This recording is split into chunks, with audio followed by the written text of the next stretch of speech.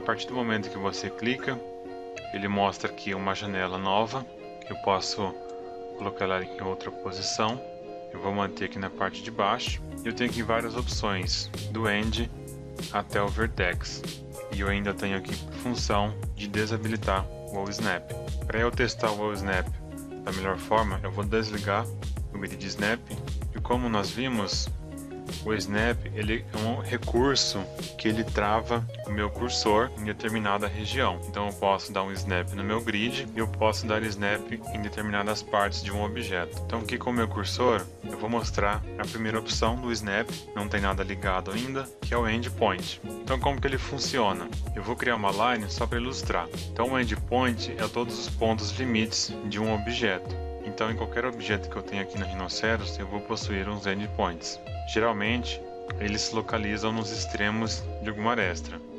Nesse círculo, por exemplo, se eu circular, eu vou identificar que ele tem um endpoint exatamente aqui. Então aqui começa e termina essa curva. Aqui também eu posso ver os meus endpoints. Então nós temos a vantagem de criar um ponto e utilizar o Snap para fazer a ligação nesses pontos. Tenho aqui ainda a opção de Midpoint. Vai ser exatamente o meio de uma determinada aresta ou linha. Então eu consigo observar aqui que exatamente nesse meio eu consigo fazer uma ligação. Posso pegar aqui também nesse midpoint. Aqui no círculo, o midpoint se encontra ao oposto do end, que é exatamente os 180 graus.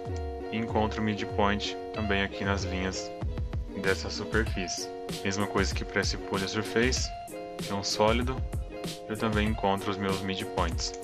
Tenho aqui a opção centro, center, então ele vai pegar o centro. Fica claro observar aqui na circunferência que eu passando próximo, eu interseccionei duas linhas e nessa parte de baixo também. Nesse caso ele não está fazendo um snap porque provavelmente aquela linha não está interseccionando. Eu consigo dar o zoom aqui e vou observar que elas não estão interseccionando. Então, se não acontece intersecção, a ferramenta não funciona. Tem aqui perpendicular, então ele vai criar um snap perpendicular ao meu objeto. Então eu crio uma linha e consigo colocar ele perpendicular à minha indicação. Onde ela não estiver funcionando, é porque ele não consegue ficar perpendicular. Então eu consigo aqui ir mudando esse meu objeto, encontrando exatamente onde fica perpendicular nessa mesma linha.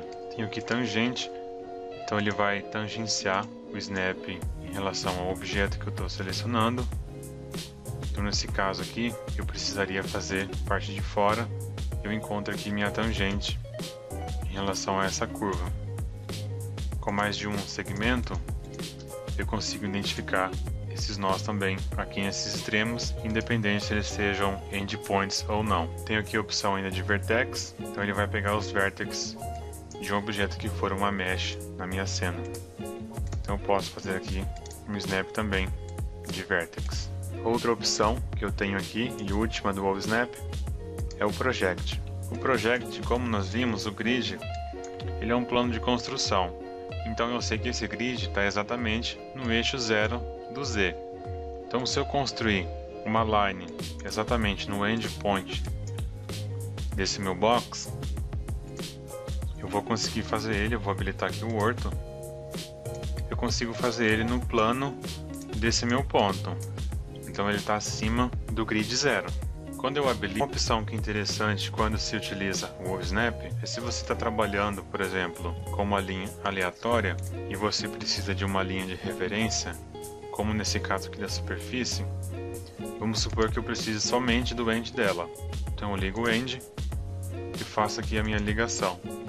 Se eu quiser continuar sem pegar nenhum outro snap, eu posso desligar. Durante a execução da ferramenta, eu passo por ela, não vou pegar nenhum snap. E depois, se eu precisar, eu posso religar novamente. Então você pode ir ligando e desligando o Wall Snap ao longo do seu trabalho. Essas são uma das ferramentas mais importantes do programa, porque é com elas que a gente toma referências e a gente consegue fazer ligações com precisão. Por enquanto é isso, e a gente retorna no próximo vídeo. Se você quer aprender Rhinoceros de forma completa, do básico ao avançado, não deixe de conferir o curso da 3D On.